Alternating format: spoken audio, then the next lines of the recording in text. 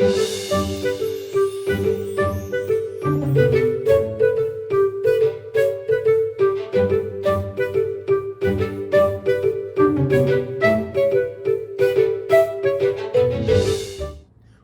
in. You are speaking with the Meeples Champion, and we're here for a special video today.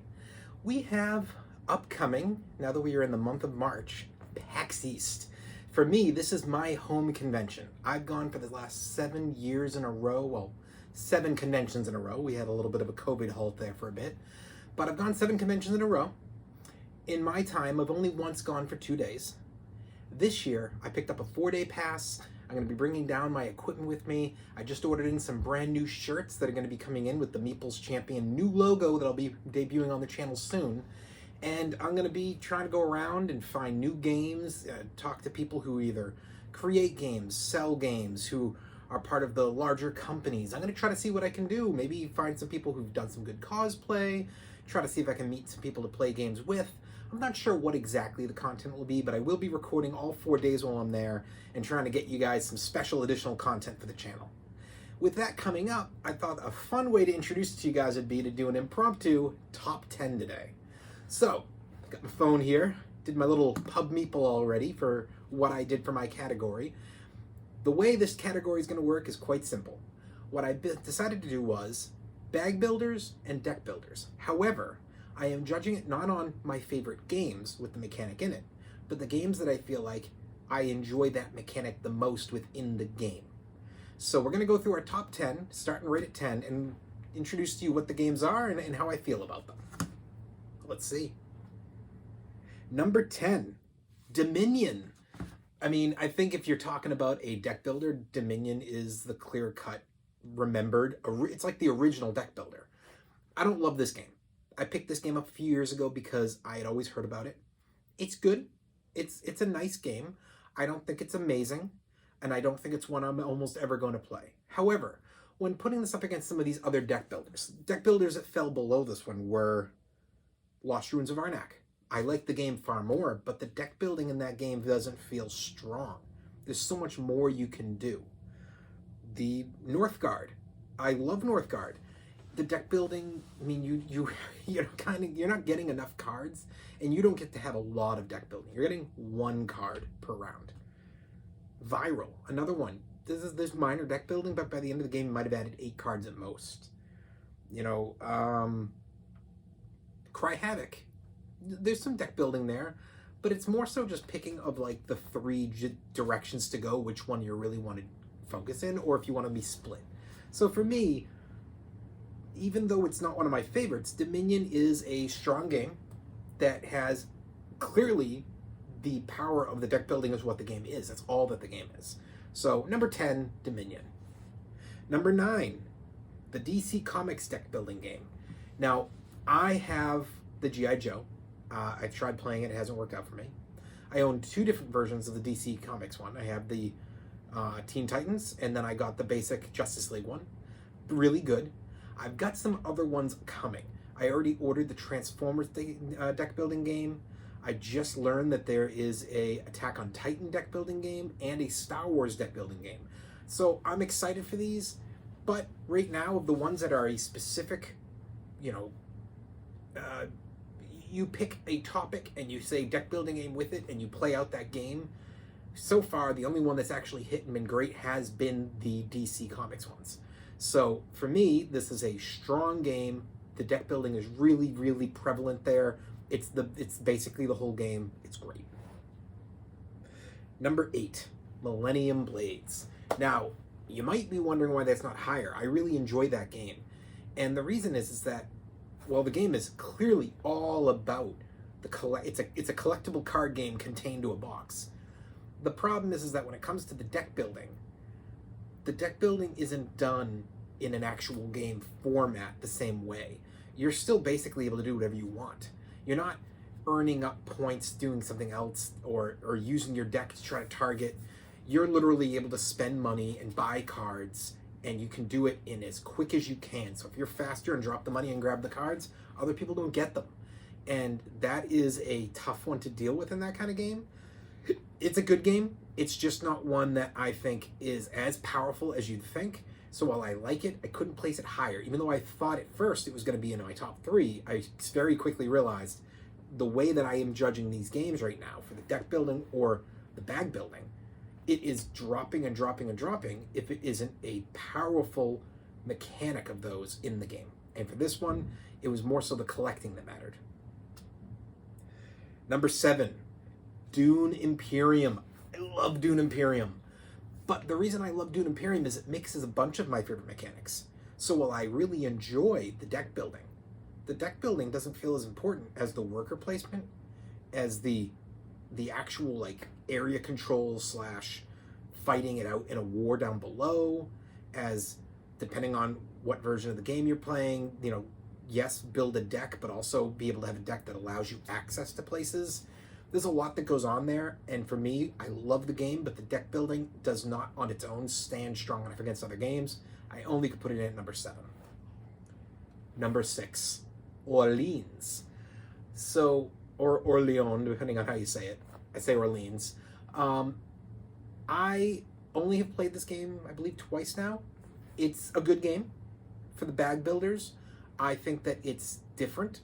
I don't love the game, but the bag building was really strong in this game. Everything you did was about getting something in that bag, pulling it, and as you got to later rounds, the actual situation you were running into was that your option when pulling was starting to really get specific.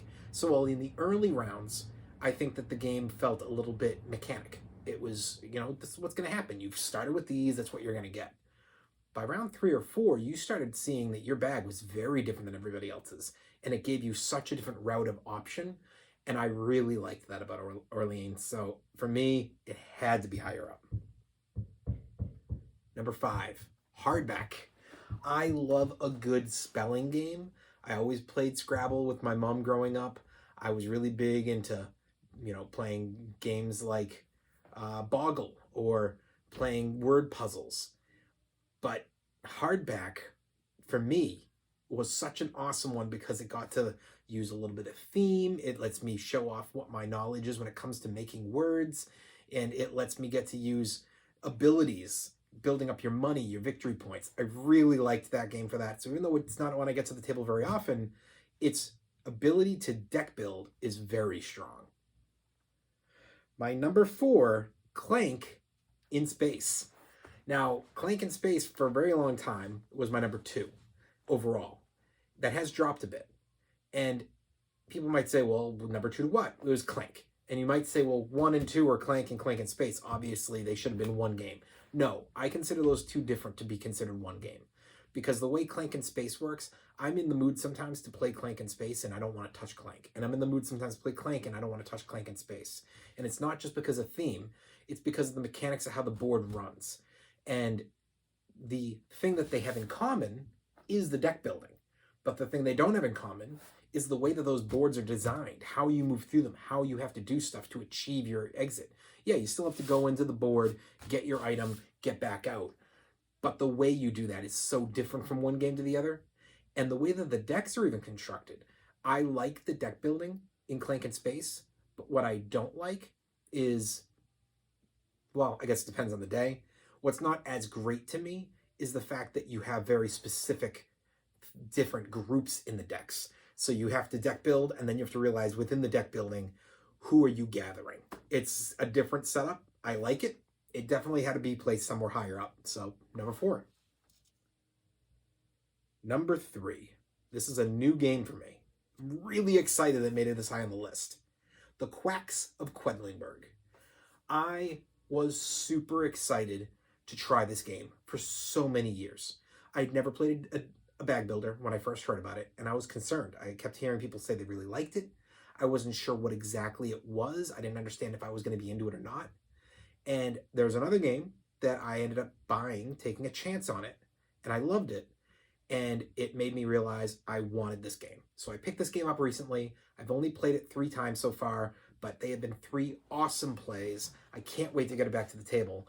I think Quacks of Quedlinburg is one of the best deck or bag building games I've ever played. It's clearly going to shove up in my family games to my top 10.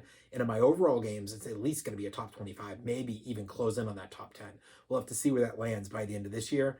But I really like the game. Can't wait to not only play it a bunch more, but to get to the point where I start to get a little bit, not bored of it, but interested to try out some of those expansions because I've heard that they make the game even better. Number 2, Clank. So we had something in between those two. I said I like Clank. I like Clank and Space. They're not the same game. And Quacks I like more than Clank and Space. But I still love the deck building and the normality of what Clank is. And while I really like Quacks, and I think Quacks I like overall more than Clank right now because it's new, in the long run, I think that Clank is going to still hold its place above Quacks.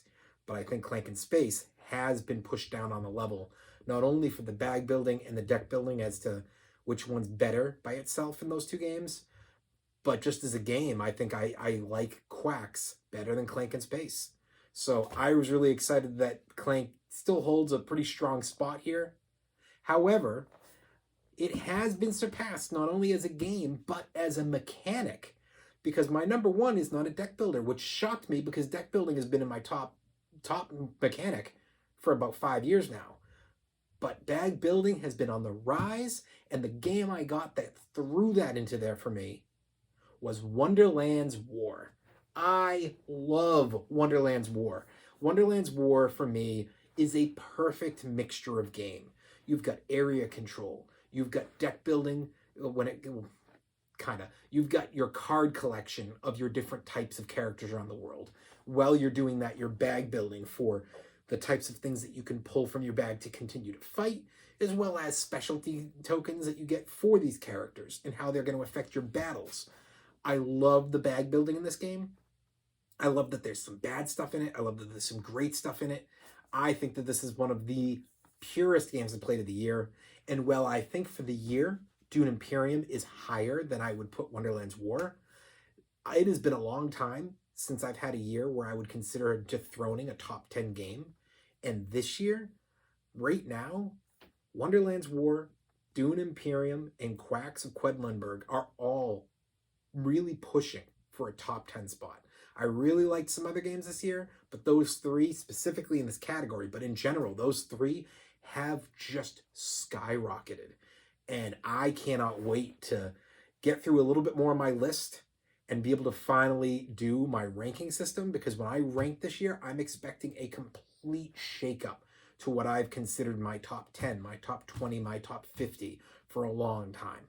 There are going to be, as a result of this challenge, of the 365-day challenge, I have played over 100 new games, and I'm expecting a lot of these games are going to be making their way into my new rotation of playing them weekly and monthly. Once I've gotten through the new, I've done all 365, and I kind of settle back into my norm of playing games I like more, I think it's going to be an all-new list, and I'm going to be seeing a lot of games played, and I'm going to probably see a lot of games here that are ready to hit the goodbye shelf. I have more storage coming in. I'm going to be expanding this out a little bit, and I do have, for when the day comes that I can get a little bit bigger of a room for my games, 2 side units that are going to be IKEA cases that are being held by my parents right now in their basement. So there's a lot of space to hold my games. However, I also have a stack of games off to the side that are slowly being pulled from these shelves to resell or to give away because they're no longer going to be played. And that's because of how many great new games have come in. And that includes our number 1 game when it comes to the mechanic of deck building or bag building, Wonderland's War. So let me go through those ones for you again. Number 10, Dominion. Number 9, the DC Comics deck building game. Number 8, Millennium Blades. Number 7, Dune Imperium. Number 6, Orleans. Number 5, Hardback. Number 4, Clank and Space. Number 3, Quacks of Quedlinburg. Number 2, Clank. And number 1, Wonderland's War. Some ones I want to throw out there for you guys is my number 11 was Lost Ruins of Arnak. Number 12 was Northgard, The Uncharted Lands. Number 13 was Viral. 14 was King's Forge. 15 was Cry Havoc. 16 was Great Western Trail. 17 was Paperback. 18 was the Viscounts of the West Kingdom, and 19 was Plunderbund. I had gone through, I saw a bunch of things that I really just knew I wouldn't get there, and I put them to the side. Those other 9 were the ones that I said, I want to rank them, because I thought any one of them could end up being maybe my number 10. I knew none of those were going to get beyond maybe a number 7 or 8, but they could fight it out in those bottom couple spots, and I wasn't sure where exactly those last couple were going to be. So these were the 19 I decided to rank, and I really eliminated a boatload of other games that I just knew weren't going to challenge for the top 10 at all. Well, this has been my top 10 of bag building and deck building when it comes to the mechanic in a game.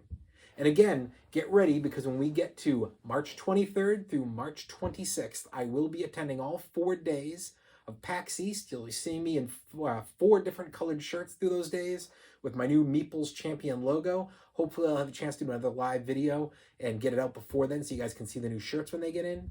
And if anybody sees me at the event, feel free to stop me, say hi.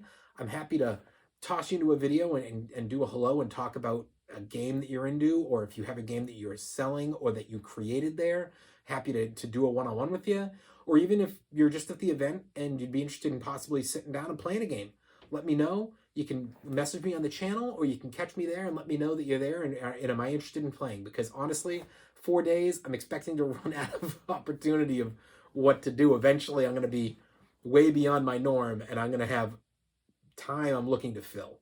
I'm going to try to do some tournaments, but I have no problem with dodging tournaments to play games with people who are watching the channel and would like to get to know me or see if I can back up my so-called knowledge of games with the ability to play, which, not always. Again, thank you for checking in. I am the Meeples Champion. See you at PAX East.